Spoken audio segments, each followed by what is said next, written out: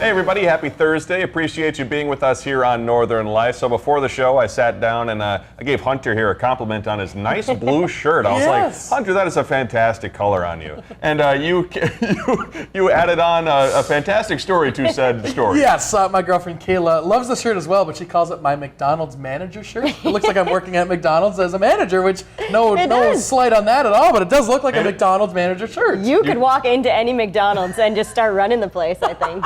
It's like my Target shirt. It is. Target shirt. It is. Yeah. And how well I know the menu there, I probably could actually do a good job running the tight ship of McDonald's. What would you do? If a customer came up and just asked you a question as you were walking in the door? What could I get for $5 on your menu? Well, you can do this, and this. The ice cream machine is still out. It always is. Yeah. Isn't that the worst? But you look good. I like your shirt. Yeah, I appreciate it's that. A beautiful blue. It's like, thank you. It is one of my favorite colors of blue, really? too. This is like almost the color of my bedroom, I think, growing up. Maybe it was a little lighter. No way. But it's very pretty. Like a sky blue. That's probably my favorite color, too. I don't know if it's sky blue, but it's some kind of blue. Was your bedroom inspired by McDonald's managers, too? Yeah, it must have been subconsciously, before I even knew you. And your shirt. It's very interesting. Today here on Northern Life, Coors Light wants to be under your armpits. What? A Twins fan creates a terrifying invention, and a food safety expert shows us how to properly clean your produce. If that doesn't make you want to stick around, I don't know what's gonna. Did you ever think you were going to say that sentence? Coors wants to be under your armpits? I just want to get you covered, you know? Yeah. That's it. Yep, that's the first time I've said that in my life. Well, hopefully not the last, or maybe the last. Well, hopefully it is the last. Yeah. Well, coming up tomorrow, our Northern News Now team is coming to you live from Grand Rapids, Minnesota. We got this cool new promo with Briggs sharing more. For the next stop on our Your Town Summer Series, we're following the Yellow Brick Road to beautiful Grand Rapids, Minnesota. Join the Northern News Now team Friday, August 1st as we shine a spotlight on some of the hidden gems from the Grand Rapids area. All of that and more when we join you live from Grand Rapids at 4, 5, and 6 Friday right here on Northern News Now. Your Town is presented by Lucky 7 General Stores and in part by these local sponsors. Oh, it's going to be a whole lot of fun. We got a lot of questions as to how Briggs got up in said chair. How'd you get up there? Oh, I don't know if I was allowed to or not, and so I was kind of nervous, but there was no sign saying don't get on the chair, and I can't be the first person who's tried. If it is illegal, it's CGI. Yes. We also had Julian Bigfor ask us too, Briggs, where is Northern News Now filming in Grand Rapids on Friday? We're going to be right to where they're setting up for Tall Timber Days, specifically where the lumberjacking events are going to be. So right on that, I think it's like First Avenue, I want to say, right there, right by the Chamber of Commerce office. Sure. Yeah, so we're going to be kind of right in the thick of it. So it should be super fun. And to answer the question about how I got in the chair, our very kind photographer Lucas kind of knelt down and gave me like a little knee to stand on, and then I had to push myself up. So yeah, good thing I do that functional fitness and CrossFit. I was able to, kind of pull myself up there. It helped. But yeah, it was super fun. I'm so excited for this show. I love Grand Rapids, and one of the stories we got to work on involved us taking just a huge drive around the city and the surrounding area because there's so much development going on in Grand Rapids. There's the Amazon warehouse, a bunch of housing, that's right. and a whole lot more too. So we got to learn a little bit about why that's going on right now and how it's going to benefit the community. So super cool. Also, just the other day, Laura Lee went to go to Grand Rapids to interview the Grand Rapids High School Marching Band, which is one of the only competitive marching bands north of the Twin Cities, I'm told, by our very own Grand Rapids producer, Ann Olfeld. Yeah, Grand Rapids native. Yeah, and she took part in that band back in the day in high school. So very cool. Super excited to share all those stories. And the best news of the whole thing is that the weather is looking fantastic. Yes. Not only for Friday, but really the whole Tall Timber Days event, which is why we're going to be in Grand Rapids this particular weekend. So should be great. It's one of those cities where it's far away from any other major city, but it has everything you need in that city. I could easily live in Grand Rapids. It is so funny you say that because I was just typing out the text of the interview I did with a business owner in town. He just moved back. He grew up in Grand Rapids, had moved away to a bigger metro spot, I believe. And then he came back and opened a fine dining restaurant. You might have heard of it, called The Pines. So we're going to talk with him about his new venture and why he came back to Grand Rapids. He said it's like a trend right now. A lot of people may be aging out of the hustle and bustle of the big city life and just wanting to enjoy a little bit more relaxation and comfortable life, especially after COVID. So yeah, super cool, and it's growing big time. Yes, it just is. like you said. Booming. Let's go. Yeah. So catch us Friday at 4, 5, and 6 live there. But first, we're going to enjoy another message on the Northern Life text line. Nancy G reached out to tell us there are a few of us out here that have lost our mates, and we watch you guys every day. We feel like we know you, and we truly enjoy your young, enthusiastic way of living and sharing your family stories with us. So that is so sweet, and happy that we can be that for you guys and be a friend, through the screen. Too bad there is a screen in between us, so we can have, more face-to-face conversations. But thank you so much for that comment. That's so nice. Very nice. No such thing as too many friends. Yeah. Yeah. We're all friends. I love it. I like to be told I'm young and enthusiastic still. My lower back might not feel that way, but I appreciate the comment. Hey, you turned 30 this year, right? Yep. Ooh. We'll wait on that. Coming up in December. Well, let's head to the UP now, where one school is launching a new robotics program. On your screen here are self-moving soccer balls, robot soccer in action. It's called Drone Soccer. It's a brand new program for schools like Rapid River Schools in Michigan, thanks to the aerospace industry in Michigan. So students build their own drones, and then they seal said drones inside of a plastic ball for them to play. So as you can tell on the left and right there are circles on each end along with the big net to make sure your drone doesn't escape. The students then compete with each other to get that drone and that ball through said goal on either end. Almost kind of like a soccer game. That is It's so almost kind of cool. like Quidditch in a way. Oh, yeah, I for all can the Harry see Potter that. fans out there. Yeah, interesting. I wasn't sure what we were seeing at first. When Yes. we zoomed out, I realized I was like, oh, they're controlling it with the Yes. remotes. I Yeah. see. How interesting. What a unique take on a Yeah. high school sport. Yeah. Get very, folks very interested in STEM. Like coming up, we got that Coors Light deodorant. We'll see you after the break.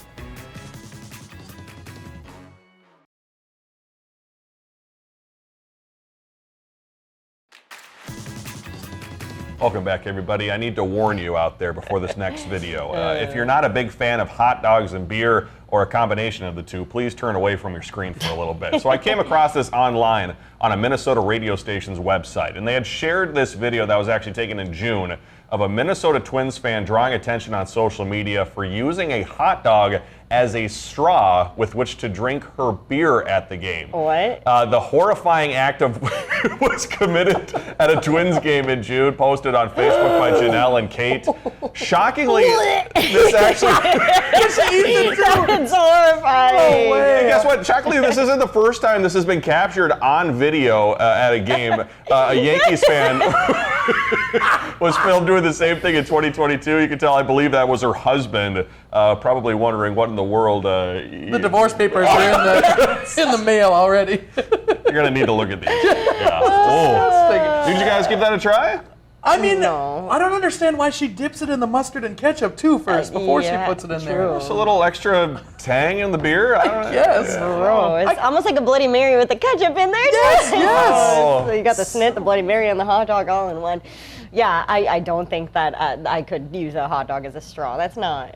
Reminds me of those Tasty. the cereal straws that we used to Yeah. have as kids, like Oh. those were really good, of course. That maybe not so Yeah. much. We should have tried that with the beef stick when we were at Skyline Yes. for the Bloody Bash. Oh, For some reason in my head, that seems a little bit more plausible. Yeah. A beef Yes. stick Right. straw? I don't know. That one A was, hot dog, though. yeah, that was odd. Yep. Tough watch. Let's get to a new summer essential. Coors Light and DuraDry have teamed up to introduce DuraChill, the first ever chill deodorant designed with cold activated packaging. DuraChill lets you know when it's at its most refreshing because even under your arms deserve a cold one this summer, they say. That limited edition product is available for just $14.99 on shop.coorslight.com. $15 for a deodorant stick? I mean, come on, it's a cool deodorant. You can put it in your fridge. Why do you want that? I feel like you could put any deodorant in the fridge. And does it? Yeah, I that's guess you probably could. that's a good point. Yeah, I guess I don't know. I never tried. And does it smell like Coors Light? Because, I smell like that normally on weekends, but I don't want to rub it on my armpits. Can you imagine rolling into work and everyone's like, "Oh, Hunter smells like Should we alcohol." Hunter's been dipping. I don't know what's going bring him on. up to HR? Yeah, right? I swear it's the DuraDry. It's not me.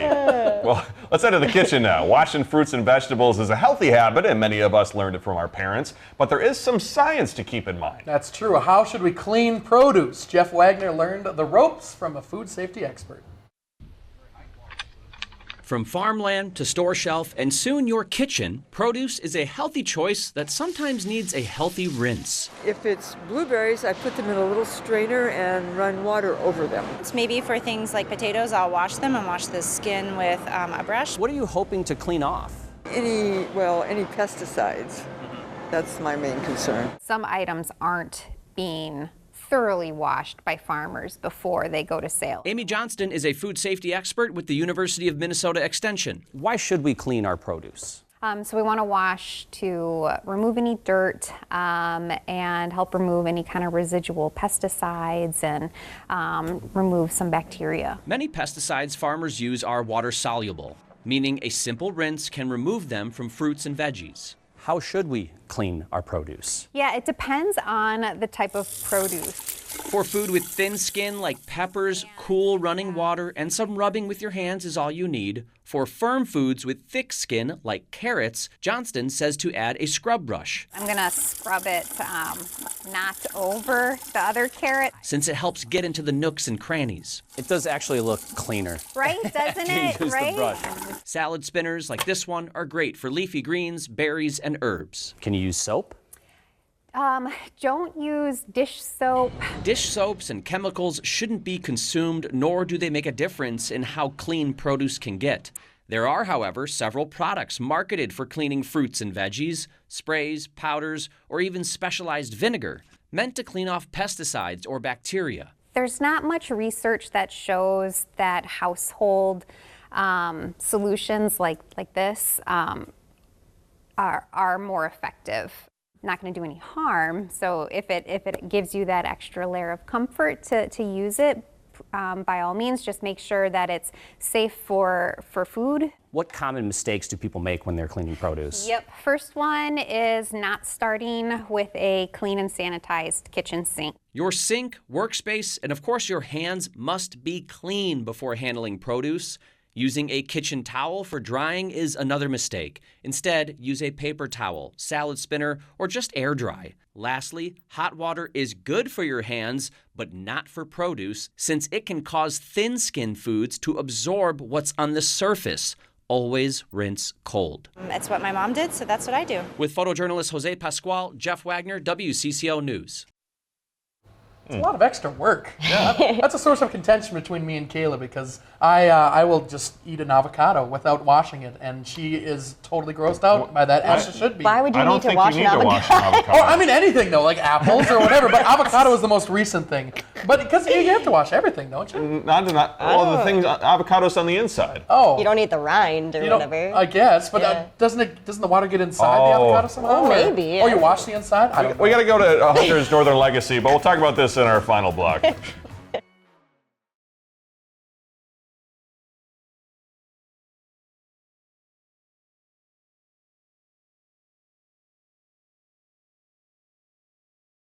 Northern Legacy on Northern Life is brought to you by Dahlberg Law. Welcome back, folks. We are excited to chat once again with our friend Chris Dahlberg of Dahlberg Law Office. Thank you so much again for Good to be joining back, us. yeah. Yeah, we've talked a lot here. I've learned so much Well, just thanks. over these 5 conversations, and I hope folks at home definitely have learned a lot as well. And there's a lot surrounding this whole process. We've talked very specifically about wills versus trust, but maybe it's important to take a step back for a second and talk more about the basic will and why that can be so important to this. Sure, and I think so much, Hunter, people hear about I have to have a trust, and they almost feel like they're the village idiot if they don't have the trust, because they say, well, my neighbor's got a trust, why am I not getting a trust? But you know, a basic will for a lot of families works out fine. And knock on wood, here's a little wood table, the will won't even be used. So we keep it simple. The will's only a backup, but we talk about doing death beneficiary designations. And so we say, how do you transfer your house? How about your stocks? You know, how about your bank accounts? And we talk about practical things. Okay. And really, there's 2 questions when people come into my office, as far as overall, whether it's a basic will or a trust. And it's what do you got?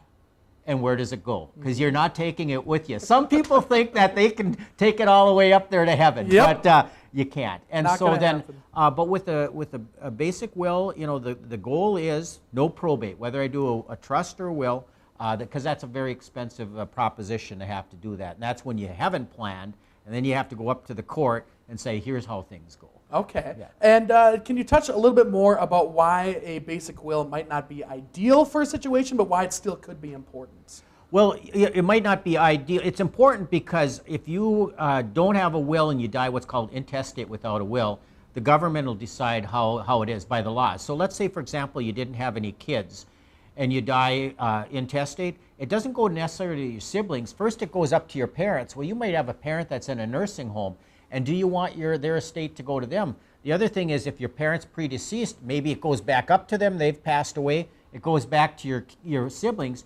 You might have a brother or sister you've never got along with quite well, and all of a sudden they're going to get everything. Is that, so that's why a will takes over. Yeah. Earlier in these segments, you mentioned will versus trust, but how often are both of these used compared to the other one?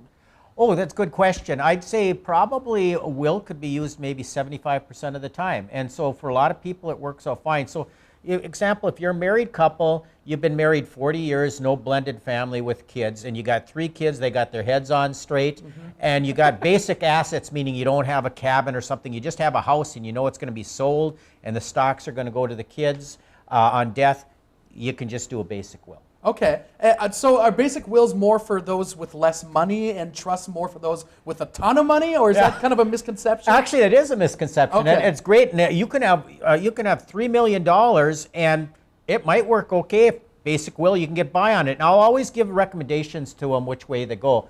But sometimes you might have little amount of money, but let's say you have a cabin out in Cromwell or out in McGregor, and it's ready to lean over, but it's been in the family 3-4 generations.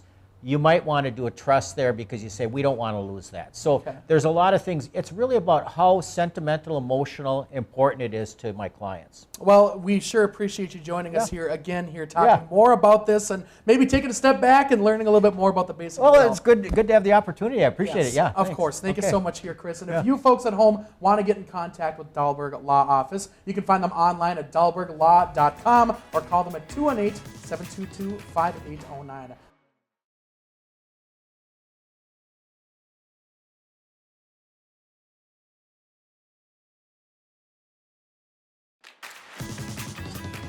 Okay, going back to the avocado thing, cutting. So the reason Kayla says that it's dirty and disgusting is because you're using the knife to go through the avocado, so the germs get on the knife into the avocado, so you're supposed to wash off. I did not take that into account. No, I didn't either. I never thought about anything. Well, I don't think about anything.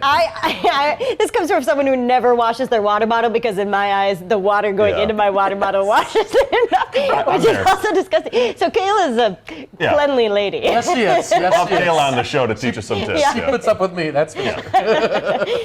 Before we go today, out in Oshkosh, Wisconsin, thousands of volunteers help make the EAA Air Venture event possible each year, including an 89-year-old seasoned volunteer, and his name, you guys, Donald Duck. That's his real name. Donald says a lot of people don't believe him when he says his name, and he has to show them his driver's license just to prove it. Duck has been volunteering at the Wisconsin event since 1982. So was he named after, you think? I would assume, gosh, I guess we have to see how old Donald Duck is. He must be in the 30s or 40s. Yeah, probably or something slightly like that. before. But being born into the name Duck is pretty cool. That's pretty wild. Yep. Shout out to you, Mr. Duck, and thank you for all your volunteer work. Well, thanks for joining us today. We love you. We'll see you back here tomorrow. Have a great rest of your Thursday.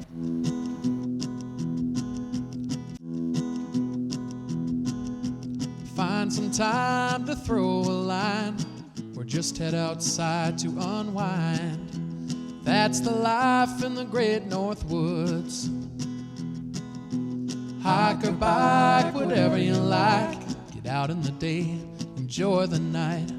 Yeah, we got the life in the great North Woods. Yeah, we got the life in the great North Woods. Yeah, this is Northern Life.